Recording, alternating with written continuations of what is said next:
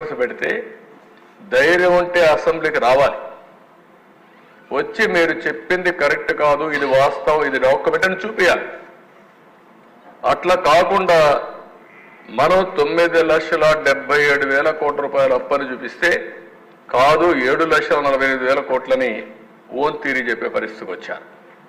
అంటే ఆ సాక్షి పేపర్లు వేసుకుంటారు, ప్రజల్ని మభ్య పెడతారు, అబద్ధాలతో మోసం చేస్తారు. ఇంకొక పక్క ఈరోజు మాట్లాడుతూ రషీద్ అనే వ్యక్తిని చంపేశారు, నేను ఢిల్లీకి పోయాను చేశాను.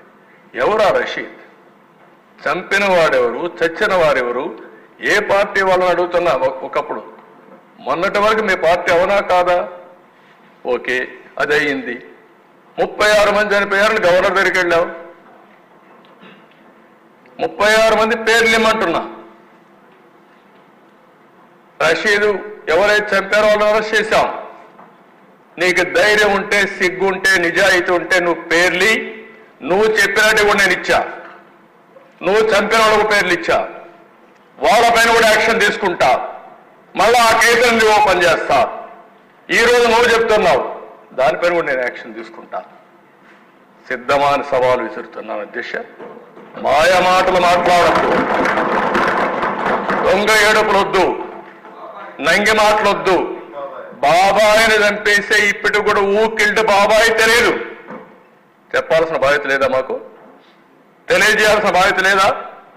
దోషుల్ని నిలబెట్టాల్సిన బాధ్యత లేదా అని అడుగుతున్నా అధ్యక్ష. మిమ్మల్ని ఎవరన్నా ఉన్నారు, ఆ విషయాలన్నీ కూడా పెడతాను.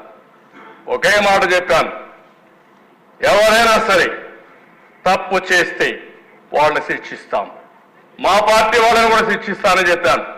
అదే మాదిరిగా చాలా మంది మీకు అనుమానం ఉంది, గడిచిన రోజుల్లో హత్యలు చేశారు, అవి మాత్రం మీరు పట్టించుకోలేదని. అవి కూడా వదిలిపెట్టాను, వడ్డీతో సహా చెల్లిస్తా, అది కూడా పెడతాం. ప్రజాస్వామ్యం అంటే తమాషా కాదు. హత్యలు చేయడం, నేరాలు చేయడం, ఘోరాలు చేయడం, ఎదురుదాడి చేయడం, అది రాజకీయ ముసుగులో ఎదురుదాడి చేయాలనుకుంటున్నారు. కానీ ఆ ముసుగు తీస్తాం. నేరస్తులుగానే చూసే విధానానికి శ్రీకారం చుడతానని చెప్పి మరొకసారి తెలియజేస్తున్న దిశ. అది చేసినప్పుడే సమాజం బాగుపడుతుంది. అందుకే విష్ణుకుమార్ రాజు గారు చెప్పిన దానిపైన నేను పూర్తిగా సహకరిస్తా. ప్రతి ఒక్క పల్లెలో చర్చ పెడదాం, లా అండ్ ఆర్డర్ పైన చర్చ పెడదాం, ఆర్థిక ఏదైతే అవకతవకలు జరిగాయో, ఈ క్రైసిస్ ఉందో, ఇవన్నీ కూడా పెడదాం. మాట్లాడితే 2,71,000 కోట్ల రూపాయలు బటన్ నొక్కారంట. ఓకే, మీరు బటన్ నొక్కారు. 9,74,000 కోట్లు ఎందుకు అప్పైనాయి? మీరు నొక్కింది 2,71,000 కోట్లు మీరే చెప్తున్నారు. మీరు అప్పులు చేసింది 9,74,000 కోట్ల రూపాయలు ఇప్పటి వరకు. నేను లెక్కలు మొత్తం ఇస్తున్నా, ఇంకా ఉన్నాయి, అవి కూడా తీసుకొచ్చి ఇస్తాం. నయా పైసా కోర్టులో కూడా అక్షంతలు, కోర్టులో కూడా కంటెంప్ట్ కోర్టులు వేసి జైలు పంపించే పరిస్థితికి వచ్చారంటే దీనికి సమాధానం చెప్పాలనా లేదని అడుగుతున్నా. ఈరోజు ఒక విషయం చెప్పాల దిశ, ఇక్కడ ఉండేవాడు కూడా, ఇది నేను చేసిన అభూత కల్పన. ఇది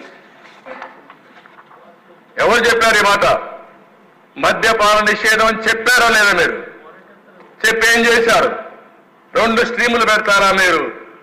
ARET, additional retail excise revenue, 14,275 కోట్లు ఇప్పటికా ఆ స్ట్రీమ్లో వెళ్ళాయి. ఇంకో పక్కన వ్యాట్ డైవర్ట్ చేశారు, స్పెషల్ మార్జిన్ 20,673 కోట్లు పంపించారు. 10 సంవత్సరాలు తాకట్టు పెట్టారు. దీనికి ఆన్సర్ చెప్పాల్సిన బాధ్యత లేదా మీకు? పారిపోతే తప్పించుకుంటారా మీరు? మీరు చెప్పింది ఏంటి, చేసింది ఏంటి అని అడుగుతున్నా. నేను అడుగుతున్నా, విశాఖపట్నం రాజధాని ఏంటి? రాజధాని ఆస్తుల్ని తాకట్టు పెట్టడం రాజధాని?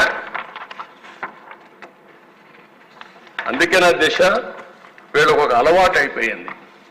అబద్ధాలు చెప్పి చెప్పి చెప్పి చెప్పి అబద్ధాన్ని నిజమని నమ్మించే పరిస్థితికి వచ్చారు. ఓసారి అబద్ధం చాలా ఫాస్ట్గా వెళ్తుంది, నిజం కొంచెం స్లోగా ఉంటుంది. కానీ అంతిమంగా నిజము నిప్పు లాంటిది, నిజమే గెలుస్తుంది, సత్యమే గెలుస్తుంది, దాంట్లో అనుమానం లేదని చెప్పి మరొకసారి ప్రజలు నిరూపించారు. మొన్న అదే జరిగింది. ఎప్పుడూ జరగనటువంటి విజయాన్ని ఇచ్చారంటే వీళ్ళు చెప్పిన అబద్ధాలని మళ్ళా ఇలాంటి వాళ్ళు వస్తే ఏమవుతుందో భయపడే ఓట్లు వేశారు. మాట్లాడితే మదనపల్లిలో సబ్ కలెక్టర్ ఆఫీస్ తగలబెడితే అక్కడ ఏవైతే 22A ఫైల్స్ ఉన్నాయో అవన్నీ కూడా తగలబెట్టి డెస్ట్రాయ్ చేయాలని పరిస్థితి వస్తే దాన్ని ఎంక్వైరీ చేస్తే తప్ప, అంటే మీరు తగలబెడితే నేను కూడా మీరు చెప్పింది మీ బాబాయిని చంపి ఆత్మహత్య అంటే నేను నమ్మాలి. ఇప్పుడు మళ్ళా మనమే చంపేశామంటే అవునని మేము ఒప్పుకోవాలి. మా ఆదినారాయణ రెడ్డి ఇక్కడే ఉన్నాడు, ఆదినారాయణ రెడ్డి చంపేశాడు అంటే మనం నమ్మాలి. ఇప్పుడు అవన్నీ చేసిన తర్వాత ఇప్పుడేమంటారు, అక్కడ ఆఫీసు మళ్ళా ఏదో అగ్ని ప్రమాదం అంట. చాలా స్పష్టంగా దొంగలు చేసే పనులు ఇవే చేస్తారు అధ్యక్ష. కరుడు కట్టిన నేరస్తులు చేసే పనులు ఇవే. నిందితుల్ని నేరస్తులుగా పెడతారు. వాళ్ళు చేసిన తప్పులు తప్పించుకోవడానికి అడ్డదుడ్డంగా దాడి చేసే పరిస్థితి వస్తుంది. ఇంకో పక్క మాట్లాడుతూ ముచ్చుమర్రి ఒక బాలిక రేప్ చేసి చంపేశారు. వదిలిపెట్టలేదేమేం, అరెస్ట్ చేశాం. అరెస్ట్ చేయడం కాదు, పోలీస్ స్టేషన్లో పెడితే ఒక అతను చచ్చిపోయాడు. చచ్చిపోయినా పర్వాలేదు, తప్పు చేసిన వాడిని వదిలిపెట్టకూడదని శిక్షించే ప్రభుత్వం ఎన్డీఏ ప్రభుత్వం. అక్కడ ఏం యాక్షన్ తీసుకోలేదంట. పోయి చూడు ఏం చేశాము, డెమాన్స్ట్రేటివ్గా యాక్ట్ చేశాం. ఎప్పుడైనా ఆడబిడ్డ మీద దాడి జరిగితే మీ 5 ఏళ్లలో ఒక్కరోజు ఒక చర్య ఉందా అని అడుగుతున్నాను అధ్యక్ష. ఎప్పుడు కూడా ఒక్క చర్య కూడా లేని పరిస్థితి వచ్చింది. ఏదో రైతుల ఆదాయం పెరిగిపోయిందని మాట్లాడుతున్నారు. ఏం పెరిగిపోయిందంటే ఆదాయం ఏం ఒరిగిపోయిందంటే రైతులకి నేను జీఎస్టీపీలో చాలా క్లియర్గా చూపించాను. రైతులకు వ్యవసాయంలో వచ్చే జీఎస్టీపీ తగ్గిపోయింది, రైతుల ఆదాయం తగ్గింది, రైతుల ఆత్మహత్యలు పెరిగాయి. దేశంలోనే ఎక్కువ అప్పుండే రైతాంగం మన రాష్ట్రంలో ఉండే పరిస్థితి వచ్చింది అధ్యక్ష. ఇలాంటి చాలా ఉన్నాయి.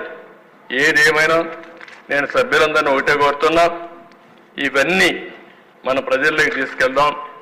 మీరు చెప్పింది కూడా కొంతమంది ఎంక్వైరీ కూడా చేయమన్నారు, వేరియస్ ఎంక్వైరీస్. కానీ దీన్ని నేను ఎప్పుడు కూడా పొలిటికల్ విక్టిమైజేషన్ నా జీవితంలో ఎప్పుడూ లేదు.